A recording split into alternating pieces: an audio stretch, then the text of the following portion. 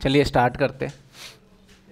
Chapter का नाम economic order quantity, जिसे हम शॉर्ट फॉर्म में बोलेंगे EOQ। बेसिकली ये चैप्टर जो है ये हमारा कॉस्ट अकाउंटिंग से ज़्यादा रिलेट करता है। कॉस्ट अकाउंटिंग में 4th सेमेस्टर या कॉस्ट अकाउंटिंग के अंदर मटेरियल चैप्टर से रिलेटेड। अब समझते हैं ये इकोनॉमिक ऑर्डर क्वांटिटी क्या होता है। वैसे तो वहाँ जिसने कर रखा है ठीक है, मैं दोबारा वो चीज़ें समझा रहा हूँ कि इकोनॉमिक ऑर्डर क्वांटिटी क्या होता है। ऑर्डर का मतलब क्या होता है? माल के लिए जो आप ऑर्डर करते हो फ़ोन उठा के या फिर लेने जाते हो कि भाई मेरे घर पे इतने सामान भिजवा दो, इतने सामान भिजवा दो, या आप जो भी ऑर्डर करते हो फ्लिपकार्ट अमेज़न, वो ऑर्डर है। क्वांटिटी का मतलब जैसे मान लो आपने कोई भी चीज़ ऑर्डर किया था, उसका क्वांटिटी तो रखोगे ना, 1 पीस 2 पीस। इकोनॉमिक का मतलब होता है कम से कम, कम से कम। इकोनॉमिक का मतलब है कम से कम ऑर्डर क्वांटिटी हम करें। जैसे मान लो एक बिजनेस है, अब इस बिजनेसमैन को, जो भी बिजनेस है, इसको अपनी दुकानदारी चलाने के लिए दुकान में स्टॉक रखना पड़ता है। बिना सामान के इसकी दुकानदारी चल सकती है क्या? बताओ। दुकान में सामान है ही नहीं, दुकानदारी हो सकती है क्या? नहीं हो सकती। तो ये सामान कहीं होलसेलर से खरीद के लाता होगा, है ना? ये सामान जो है होलसेलर से खरीद के लाता होगा, और होलसेलर से सामान खरीद के जो लाता है ये, तो इसके पॉसिबिलिटी ये भी है कि इसके घर के पास हो, इसके दुकान के पास हो। पॉसिबिलिटी ये है कि इनके बीच का डिस्टेंस ज़्यादा हो। नॉर्मली हमेशा डिस्टेंस ना ज़्यादा ही मिलता है। तो ये जब यहाँ से यहाँ जाता है ना, यहाँ से यहाँ जाता है दुकान का सामान लेने के लिए, तो उसको ट्रैवल करना पड़ता है ना? जब यहाँ से यहाँ जाएगा ये, तो उसको ट्रैवल करना पड़ेगा ही नहीं करना पड़ेगा? करना पड़ेगा। और उस ट्रैवल में खर्चा आएगा ही नहीं आएगा? आएगा। तो यहाँ से यहाँ जाएगा तो वो ऑर्डर कॉस्ट का पार्ट है, ऑर्डर कॉस्ट का पार्ट माना जाता है, खर्चा होता है। मान लो यहाँ से यहाँ एक बार मैं जाता हूँ ना, तो मेरे 200 रुपये का खर्चा आ जाता है। सर ऐसे कैसे 200 रुपये? भाई सामान लेके रिक्शे में भी आऊँगा, ऐसा तो नहीं है कि ज़्यादा सामान हुआ तो मैं एक साथ अपने साथ ला सकता हूँ। टेम्पू, रिक्शा, आपको पता है यहाँ से रिक्शा थोड़ी दूर भी जाओगे तो बोलेगा 50 रुपये, सामान देखते ही वो रेट बढ़ा देता है ना? तो एक तो ये है। दूसरा, ये सामान जब लेके आएगा ना, तो इसको सामान रखना पड़ता है। दुकान में चूहे वगैरह है, दुकान में वेस्टेज हो सकता है, कुछ ऐसा सामान है, तो इसको एक स्टोर करने के लिए गोडाउन चाहिए, गोडाउन चाहिए, है ना? सामान, अब इसका खर्चा होगा ही नहीं होगा। यहाँ से सामान लेके आया, सारा दुकान में नहीं रख सकते। आप देखते होगे आज इतना सारा सामान आया तो दुकान में रखते हैं। हर दुकानदार के पीछे दुकान के देखना, पहले एक तो दुकान आगे होता है और उसके जस्ट पीछे ऊपर नीचे कहीं ना कहीं गोडाउन बनाना जरूरी है। तो ये गोडाउन है, तो गोडाउन का भी खर्चा होगा, ये भी एक हमारा एक्सपेंस है या नहीं? बताइए, बोलिए। एक तो जब हम सामान को लेने जाएंगे तब भी खर्चा होने वाला है, और एक गोडाउन में रखेंगे तब भी खर्चा होने वाला है। उसके बाद जो सामान खरीद के लाएंगे, जो गुड्स खरीद के लाएंगे, वो तो खर्चा है ही है, गुड्स का भी एक्सपेंस है। यानी जब हम सामान को खरीदते हैं ना, तो 3 खर्चे आ जाते हैं। आप डिटेल में समझे तो कौन कौन से 3 खर्चे आ जाते हैं बताइए? एक सामान को लाने का खर्चा, और एक गोडाउन का खर्चा, और किस चीज का बता रहे थे आप? फ्रेट, वो तो लाने में हो गया ना।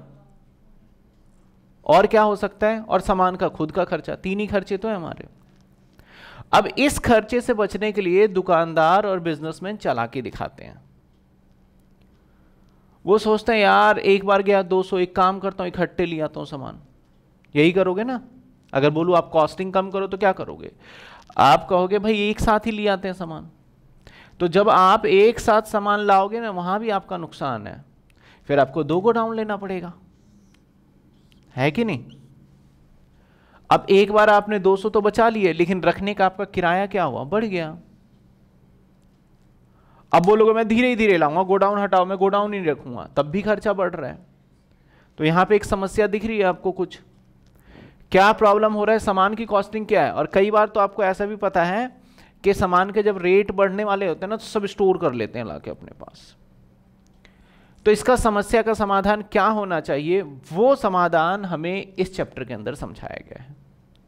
अब जो सामान को रखते हैं ना, यहां पे ये रखने का खर्चा है ना, यहां पे इसको बोला जाता है कैरिंग कॉस्ट। कैरिंग का मतलब रखना, केयर करना, कैरिंग कॉस्ट, जिसको मैं छोड़िए सीसी बाद में लिख देंगे, कैरिंग कॉस्ट। और इस गुड्स का प्रोडक्ट का भी कोई खर्चा होगा, तो 3 खर्चे हैं। तो इकोनॉमिक ऑर्डर क्वांटिटी, ऐसा जहां पे ना हमारा लाने ले जाने का भी खर्चा ज़्यादा ना पड़े और रखने का भी खर्चा ज़्यादा ना पड़े और काम भी चलता रहे। हम साल में अगर 50,000 यूनिट अगर हम लेते हैं किसी भी प्रोडक्ट का, अगर हम साल में अंदाजा है कि मैं 50,000 यूनिट बेचूंगा, तो एक साथ 50,000 अगर खरीद के ले आऊंगा तो उसमें दिक्कत है कोई? बिल्कुल है। स्टॉक पुराना हो जाएगा, स्टॉक को रखने में बहुत खर्चा आ जाएगा, स्टॉक वेस्टेज हो जाएगा, तो नुकसान तो हो गया। अब स्टॉक को मैं बहुत धीरे धीरे लेके आऊं तब कोई फायदा है क्या? नुकसान है। क्या नुकसान है बहुत धीरे धीरे लेके आने पे? लाने ले जाने का खर्चा बढ़ जाएगा, ऑर्डर कॉस्ट बढ़ जाएगा। तो मैं इतने क्वांटिटी लेके आऊं कि दोनों चीजें क्या हो, बैलेंस, यानी इतनी क्वांटिटी लेके आऊं जब ये दोनों हो जाए बराबर। जहां पे कैरिंग कॉस्ट और ऑर्डरिंग कॉस्ट इक्वल आता है, जहां कैरिंग कॉस्ट और ऑर्डर कॉस्ट इक्वल आता है, वहां पे बोलेंगे कि ये ठीक है, हमारे लिए इकोनॉमिक ऑर्डर क्वांटिटी है। मान लो लाने का भी खर्चा 500 पड़ रहा है, रखने का भी खर्चा 500 पड़ रहा है और यूनिट 1000 ला रहे हैं, तो लाने का खर्चा कितना 500, रखने का खर्चा कितना 500 ही पड़ रहा है, दोनों बराबर हो गए ना। और यूनिट कितने लेके आ रहे हैं हम? 1000 लेके आ रहे हैं। बोलेंगे ये इकोनॉमिक ऑर्डर क्वांटिटी है। लेकिन इकोनॉमिक जैसे ही मैं यूनिट 1500 करता हूं तो लाने का खर्चा हमारा हो जाता है 1000 की 500 की जगह पे 400, लेकिन रखने का खर्चा 700 रुपये हो रहा है, तो ये इकोनॉमिक ऑर्डर क्वांटिटी नहीं है। तो पहले ये समझिए इकोनॉमिक ऑर्डर क्वांटिटी होता क्या है, ठीक है ना। क्वेश्चन आ जाए economic, what do you mean by the economic order quantity? तो इकोनॉमिक ऑर्डर क्वांटिटी वो क्वांटिटी है जहां पे ordering cost and carrying cost क्या हो, इक्वल हो जाए। अब कैरिंग कॉस्ट की बात करूं ना तो ये घटता बढ़ता रहता है और ऑर्डरिंग कॉस्ट नहीं घटता बढ़ता। घटता बढ़ता का मतलब अगर एक बार मैं लेने जाऊंगा 200 लग गए तो लग गए, लेकिन इसको रखने का खर्चा, मान लो मैं 10,000 यूनिट लेके आया हूं तो ये घटता बढ़ता रहेगा। सर कैसे घटेगा बढ़ेगा? मान लो 10,000 यूनिट लेके आया तो 2 गोडाउन चाहिए था, धीरे धीरे सामान बिकेगा, जैसे जैसे सामान बिकेगा, मान लो 6,000 यूनिट बिक गए तो इस गोडाउन का काम ही नहीं है ना। अब कितने गोडाउन चाहिए? 1 गोडाउन चाहिए।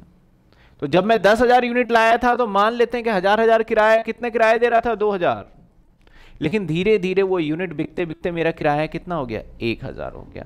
तो ये कैरिंग कॉस्ट जो है वो घटता और बढ़ता रहेगा। तो इसे हम एवरेज लेंगे हमेशा। अगर कोई बोले ना कैरिंग कॉस्ट कितना रहता है तो वो एवरेज बेसिस पे निकालते हैं। मैं वो सारी चीजें फॉर्मूला भी लिखूंगा और समझाऊंगा भी। तो पहले चैप्टर का थीम समझ में आया आप लोगों को कि भाई हम क्या सीख रहे हैं? बहुत सिंपल चैप्टर है, बेसिकली ये कॉस्ट का पार्ट होता है, लेकिन फाइनेंशियल मैनेजमेंट में क्वेश्चन भी पूछा जाता है। चलिए इसको सॉल्व कैसे करना है, वैसे बताने को तो इतनी मुझे बस आपको एक फार्मूला बता दें उसमें भी हो जाएगा लेकिन फार्मूला कैसे ड्राइव हुआ ये भी आना चाहिए। इकोनॉमिक ऑर्डर क्वांटिटी कैसे निकाला जाए? कहा जाता है EOQ, मैं इसको अब EOQ बोलूंगा।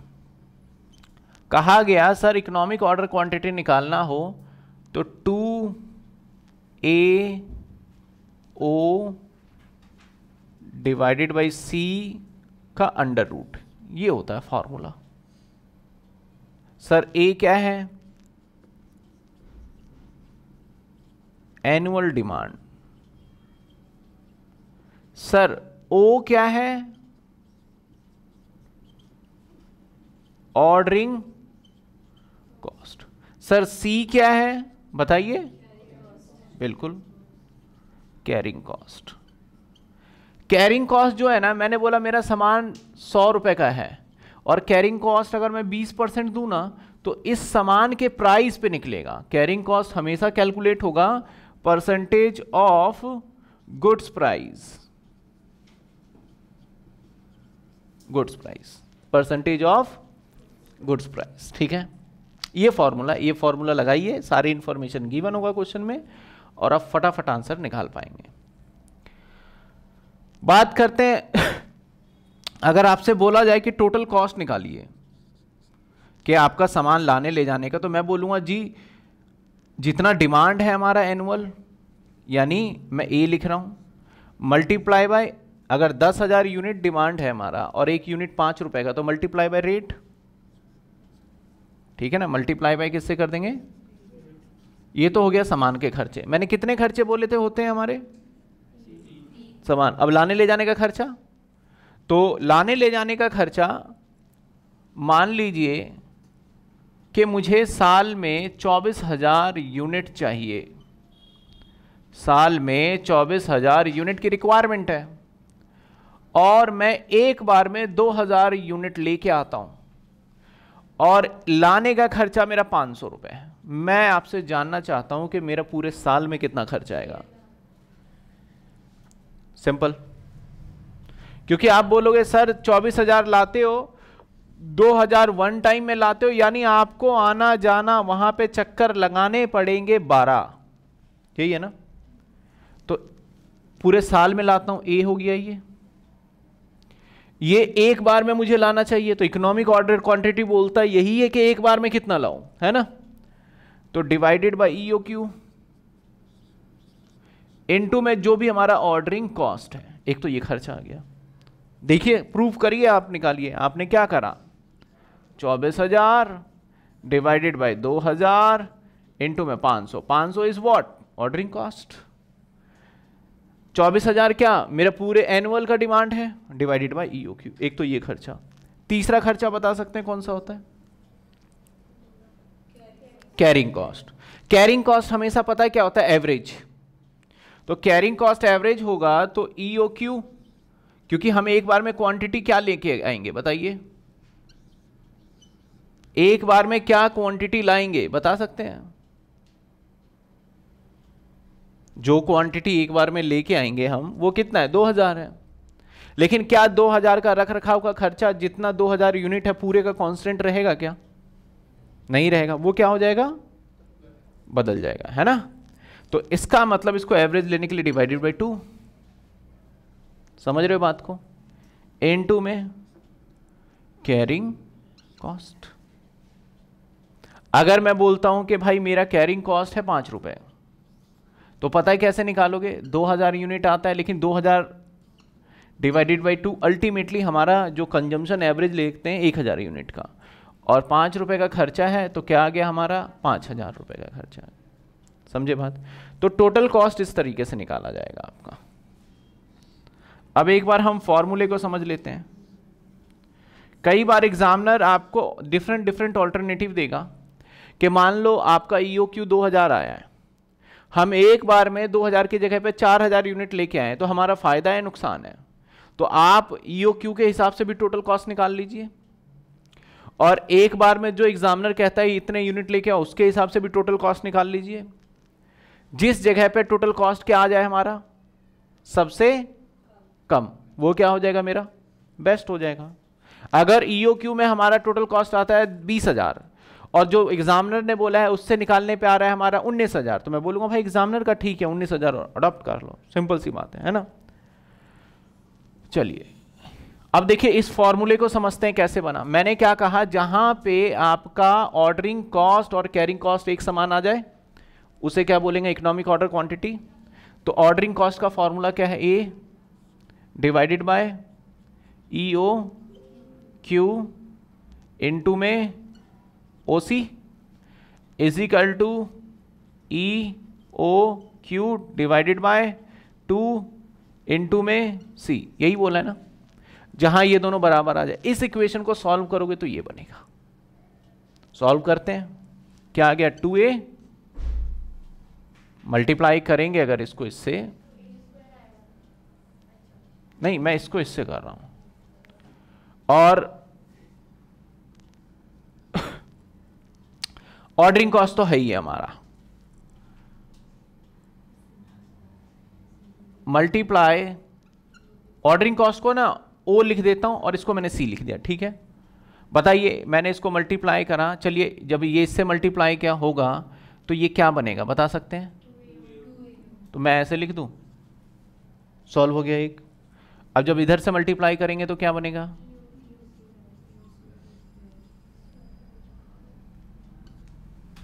ठीक है ना। अब ई ओ क्यू को इधर ही रहने देते हैं, सी को इधर ले आते हैं, तो क्या करें हम? अब स्क्वायर को हटाने के लिए क्या करें हम? बन गया, फॉर्मूला बन गया ना। तो ये ऐसे ड्राइव हुआ, वो मैं एकदम कहां पे ले गया? शॉर्टकट पे। लेकिन फॉर्मूला बना कहां से? जो बातें मैं आपको थ्योरी बता रहा हूं वहीं से, कि जहां पे हमारा ऑर्डरिंग कॉस्ट और कैरिंग कॉस्ट समान होता है उसे इकोनॉमिक ऑर्डर क्वांटिटी कहते हैं। अगर मैं ऐसे लेके चलता ना तो फिर समझ में नहीं आता, इसलिए इस फॉर्मूले के हेल्प से आपको समझाया जाता है। समझे बात? तो हम इस पे एक क्वेश्चन भी स्टार्ट करेंगे, बस फटाफट से फॉर्मूला नोट करिए। अगर इसमें कोई डाउट आ रहा है तो आप पूछ सकते हैं मुझे।